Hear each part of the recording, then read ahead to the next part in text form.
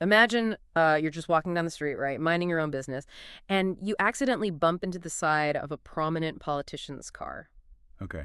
In response, the politician's security detail well, they execute you right there on the sidewalk. Wow. Yeah, and it doesn't stop there. They burn your business to the ground and they exile your spouse and your kids to a frozen wasteland for the rest of their natural lives. That is true. And your neighbors are brutally beaten and banished just for witnessing it and, failing to report your clumsiness fast enough. Terrific. Right.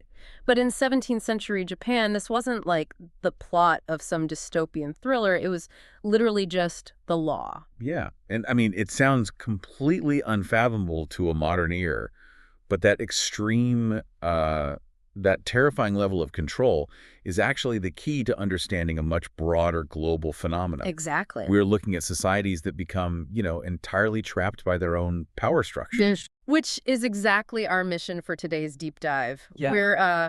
We're exploring the invisible psychological and historical forces that trap societies in authoritarianism and, how they ever manage to break free. It's a huge topic. It is.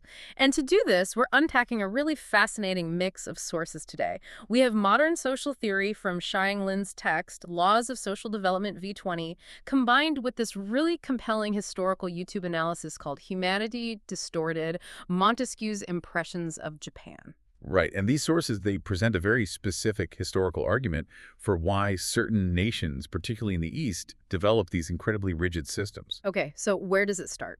According to the texts, it all comes down to the concept of absolute truth.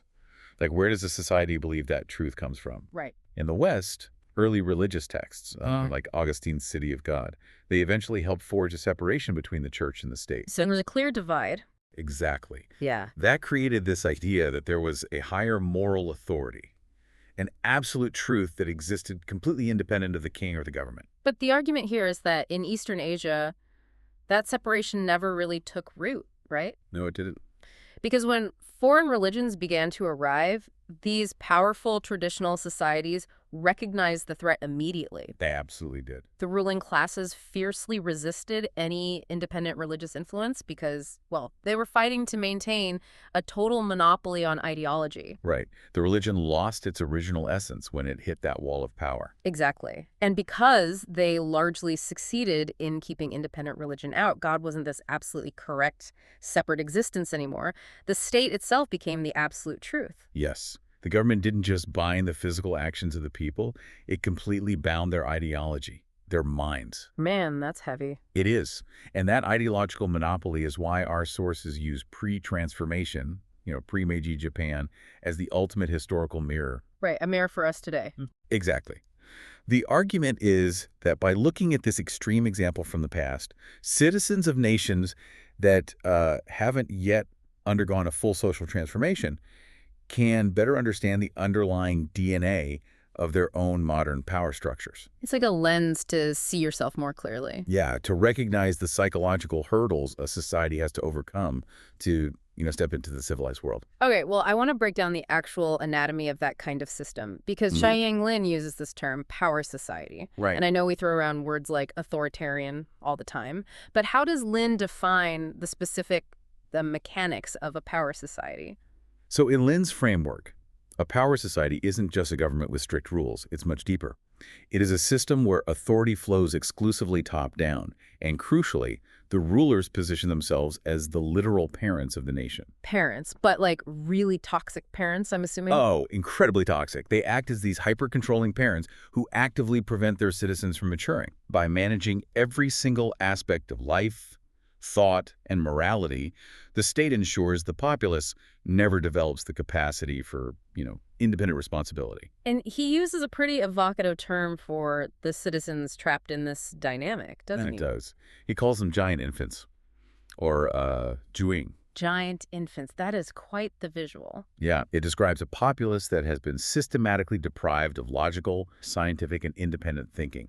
Because the state is the absolute truth, these citizens don't evaluate right and wrong based on an internal moral compass. Right, because they don't have one. Exactly. They rely entirely on the power structure to dictate reality to them. So they are biologically adult, but psychologically stunted.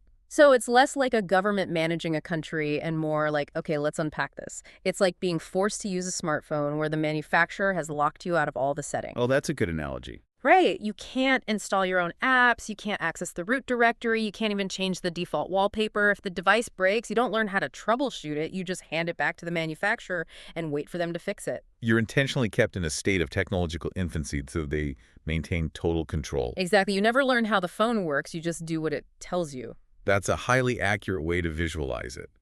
When the ruler is the absolute truth, any attempt to access that root directory is treated as a severe threat. Which brings us back to my opening scenario. If a state requires that level of total ideological supremacy just to survive, what does the daily reality actually look like for the people living in it? Well, to get that picture, the sources turn to the 18th century Enlightenment philosopher Montesquieu. Okay. He managed to diagnose the inner workings of this exact type of power society simply by analyzing secondary sources, primarily these incredibly detailed travel diaries from the Dutch East India Company. Oh, wow. So he was reading these first-hand accounts. Yeah, and Montesquieu looked at the Tokugawa shogunate of pre-transformation Japan and noted something chilling. The legal system had absolutely nothing to do with justice. Wait, if the laws aren't designed to uphold justice or protect people, what is their function? Retribution. Really? Yeah. Montesquieu observed that the laws were merely extensions of the shogun's personal will, designed solely to exact revenge for disobedience. That is terrifying. Because the ruler is positioned as this infallible god figure, a minor mistake isn't just a misdemeanor. It is a direct challenge to the supremacy of the absolute truth. It's treason. I think this is where we should bring in those specifics from the Dutch diaries you mentioned, because the source material has examples that are genuinely hard to stomach. They really are. The scenario you open the deep dive with, that is drawn directly from an incident in 1668. Oh, wow, so that was real. Very real. A commoner accidentally bumped into the palanquin of the Tokugawa shogun's entourage. He didn't have a weapon. It was just a physical misstep. Right, an accident. The samurai executed him on the street, and the state exiled his entire family to a desolate, frozen island in Hokkaido for life. A completely disproportionate response to what is basically a traffic accident. And it escalates. Uh-huh. The sources detail this case from Kyoto in 1673 involving a merchant. This merchant made a manufacturing error and accidentally sold a piece of cloth that bore the Tokugawa shogun's crest to a commoner. Oh, no. Yeah. For that mistake, the merchant and his entire family were burned alive. His whole family. Yeah. Over a piece of cloth. But it went further. The neighbors, who had absolutely no part in the transaction but supposedly failed to report the mistake fast enough, they were brutally caned 30 times and then exiled to Shikoku Island. Here's where it gets really interesting to me, though. I'm trying to view this through the lens of pure logic. Okay. You would assume that if a government imposes penalties that's severe, burning entire families alive for a typo on a piece of fabric society would instantly become perfectly orderly. Right, that's the natural assumption. People would be so universally terrified that the crime rate would just drop to absolute zero. But that wasn't the case, was it? Not at all. And this is perhaps Montesquieu's most brilliant insight into power societies. Extreme cruelty actually breeds extreme disorder. Wait, really? It makes it worse. Yeah, brutal, arbitrary laws do not constrain human nature or create a moral society. They simply make the population completely numb to death. Wow. Because if the penalty for, stealing a loaf of bread is identical to the penalty for murdering your neighbor, the legal system loses all moral weight. Exactly. The value of human life just plummets. That makes total sense. The society gets trapped in a cycle of unending violence because the state has set the precedent that violence is the only valid conflict resolution tool. The Dutch diaries record this crazy incident from 1689 in Edo. What happened? Two commoners had a simple business dispute. One insulted the other. The insulted man drew a sword, murdered his rival, and then immediately killed himself. Okay, so under a functioning legal system, the perpetrator is dead, so the case is effectively closed. But in a society numb to violence and devoid of objective justice, the victim's family didn't see it that way. They gathered their relatives, marched over, and murdered the dead killer's family. Oh my God. That triggered a massive chain reaction of reciprocal revenge killings that left 12 people dead in the streets. The shogunate actually had to deploy military forces to suppress it. That's insane. And the sources mention a duel in 1634 that completely blew my mind. Oh, the Watanabe Kazuma case. Yes. This guy wanted revenge for his brother, who had been killed over something as trivial as a rejected romantic advance. Yeah. So Kazuma and his brother-in-law ambush the killer, and they proceed to fight this bloody, grueling duel for 5 straight hours. 5 hours. And the shogunate's response to a 5-hour bloodbath in their territory was essentially to shrug and validate the private revenge. They allowed it because their own laws were too arbitrary to manage actual social order. Right. So if we connect this to the bigger picture, if the state realizes that physical brutality and extreme laws are failing to maintain order, they are left with only one option to prevent the collapse of their power. Which is? They have to control the mind. They have to engineer reality itself. For the Tokugawa shogunate, this meant implementing the policy of Sakoku, or the closed country policy. So they initiated a complete ideological quarantine. Exactly. Starting around 1612, they began violently expelling Christian missionaries. They recognized that if people believed in a god who sat above the shogun, the state's monopoly on absolute truth was completely broken. Right, they couldn't have any competition. Then, between 1633 and 1639, they sealed the borders entirely. But it's vital to understand what they were actually keeping out. It wasn't just foreign armies. Yeah. It was foreign knowledge. Right. They banned Western science, astronomy, and even simple items like mechanical clocks and telescopes. Let's dig into that, because banning a telescope sounds absurd on its face. Why is the state terrified of a piece of curved glass? Because a telescope allows a peasant to look at the sky and see that the heavens operate on objective natural laws, not on the mandate of the emperor. Oh, wow. If the Earth orbits the sun, a heliocentric model, then the ruler is no longer the center of the universe. And a mechanical clock does the same thing to time. It shows that time is a universal, objective measurement, not some flexible concept controlled by the state. They are literally banning alternative realities. The sources note they actually exiled a scholar from Kyoto to Hokkaido simply for studying the heliocentric model. Yeah. Just for reading a book that suggested the Earth moves, his entire collection of Western literature was burned. The shogunate tried to freeze time to maintain control, but all they did was guarantee their own decay, completely missing out on the Western Industrial Revolution. That raises a huge psychological question for me. What's that? If you trap millions of people inside this pressure cooker, this closed-off, hyper-violent society where the state dictates every facet of reality, how does that warp the human psyche over generations? Well, Montesquieu described the resulting national character as deeply contradictory, or, in his words, abnormal. Abnormal how? He observed a populace that was slavishly subservient to anyone above them in the hierarchy, yet unimaginably cruel to anyone below them. They developed this twisted concept of honor that valued death more than life, effectively formalizing violence into a cultural ritual. The Shimabara Rebellion in 1638 is a harrowing example of that subservient brutality. It really is. The shogunate executed 20,000 underground Christians. And they didn't just execute them. I mean, they threw some of these citizens directly into the boiling craters of live volcanoes simply for refusing to abandon their faith. And the state viewed this unimaginable cruelty as a perfectly normal administrative task to maintain order. It's just wild. But contrast that state violence with the internalized violence of the citizens. The famous incident of the 47 Ronin in 1703 perfectly illustrates this twisted honor. Right. A lot of people have heard of the 47 Ronin. Yeah, these 47 samurai spent 2 entire years living in hiding, planning a meticulous revenge for their disgraced master. And after they finally succeeded, all 47 of them willingly committed mass ritual suicide, seppuku. And the source material details how horrific this practice actually was. It wasn't quick. No. Without an assistant to strike off their head to end the pain, a samurai would endure hours, sometimes up to 72 hours of silent agony before succumbing to the wound. And they did it entirely willingly for this concept of honor. But we have to look at how selective that honor really was. The silent suffering of the Ronin sits right alongside the practice of tsujigiri, or crossroads killing. Oh, this part was disturbing. Samurai, needing to test the sharpness of a newly forged sword, would hide at a dark crossroads and simply slice down a random commoner walking by. Just to test their sword. Just to test it. In the year 1670 alone, over 30 commoners were murdered this way in the streets of Edo, and the authorities largely ignored it. So, what does this all mean? When you lay all of that out, Xia Yinglin's modern concept of the giant infant suddenly makes perfect historical sense. Doesn't it? The samurai's extreme suicidal loyalty wasn't a display of high moral character or true independence. It was the ultimate symptom of a society where individuals were never allowed to build their own internal moral compass. Exactly. They were 100% dependent on the power structure for their sense of right and wrong. If the shogun says, sit in agony for 3 days, it's honorable.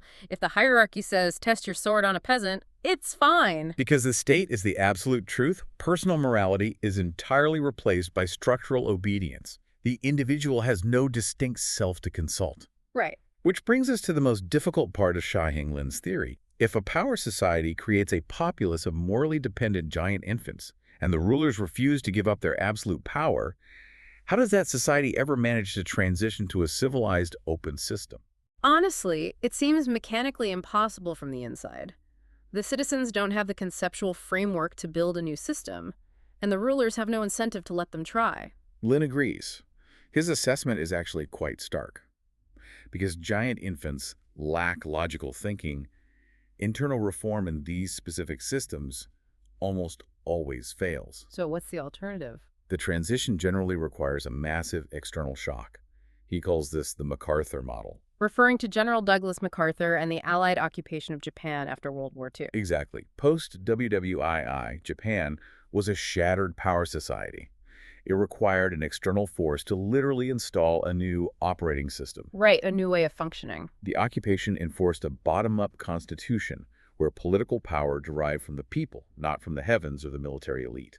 But crucially, MacArthur understood the psychology of the giant infant. How so? He knew he couldn't just shatter their entire worldview overnight. He had to carefully save face for the populace by preserving the emperor as a symbolic figurehead, easing the psychological transition while rewriting the underlying code of the society. Okay, I see the historical logic there, but I have to push back on this as a modern solution. Fair enough. I mean, we can't rely on massive, devastating global wars and military occupations to transition every closed society on Earth. That is not a sustainable or ethical model for global development. And Lin doesn't believe it has to be.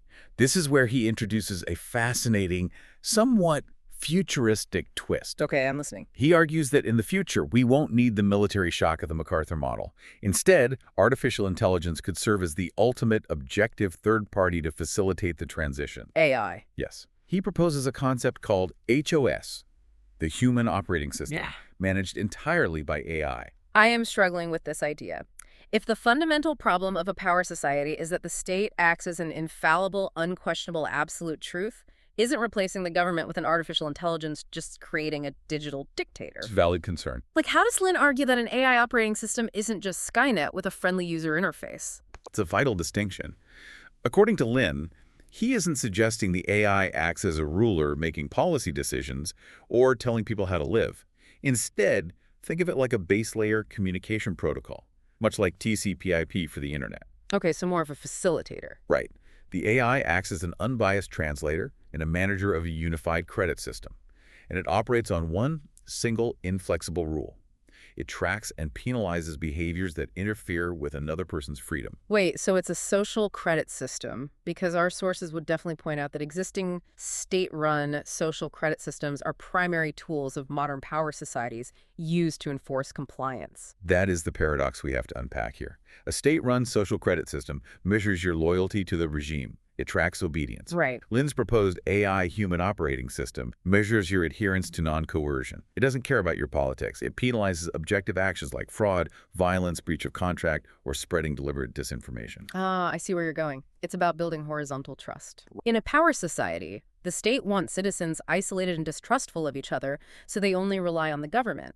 Lin is saying the AI acts as an objective ledger that rebuilds trust between citizens. Yes, precisely. Just as third-party payment apps solved the issue of trust in online shopping, AI could facilitate true, unbiased communication. So if you lie or try to coerce someone, the AI lowers your trust score. Over time, it naturally sorts people into high-trust and low-trust digital communities. Exactly. You naturally gravitate toward networks where people actually honor their word. The giant infant behaviors, deflecting blame, refusing to take responsibility, relying on coercion, they fail to survive because the AI ledger is objective and immune to political manipulation. Wow. It forces accountability without firing a single shot. Right. This raises an important question. By acting as this neutral referee, AI could finally provide the objective absolute truth that power societies spent centuries violently suppressing. It provides a mathematical framework for consensus that isn't dependent on a corrupt human hierarchy. It is a profound shift in how we think about societal evolution. It suggests that moving from a power society to a civilized society isn't just about changing the laws written on a piece of paper. It's deeper than that. It is about fundamentally rewiring how individuals perceive truth, responsibility, and their relationship to each other, rather than their relationship to authority. We have covered incredible ground today. We really have. We started with Xiaoyang Lin's theory of power societies, exploring how the active suppression of independent thought allows a state to completely capture the minds of its people. We looked deep into Montesquieu's historical mirror of pre-transformation Japan, where terrifying laws masked a deeply disordered society trapped in twisted codes of honor. Right. And finally, we explored the radical hope of breaking that cycle, moving past the military shock of the MacArthur model toward the potential of an AI-managed consensus. And the true value of that historical mirror is that it reflects the psychological hurdles we still face today in the pursuit of genuine modernization. Exactly. And for you listening, whether you're analyzing shifting global geopolitics or honestly just navigating the petty power dynamics of your own workplace, remember the core lesson from today's sources. True civilization isn't just about accumulating wealth or strictly enforcing rules. No, it's not. It is about the freedom to build consensus. It's about using language, logic, and independent thought to cooperate, rather than relying on top-down coercion and fear. But as we look toward that AI-driven future Lin proposes, it leaves us with a final, lingering puzzle to solve on our own. Oh. If artificial intelligence truly becomes the new neutral arbiter of human consensus, the new operating system for our society, who gets to write the initial code defining what freedom actually means? And is it possible that an AI designed specifically to prevent ideological control could accidentally become the ultimate ideological controller itself? Now that is a terrifying and brilliant thought to leave on. Thank you so much for joining us on this deep dive. Keep questioning the absolute truths around you, and we will catch you next time.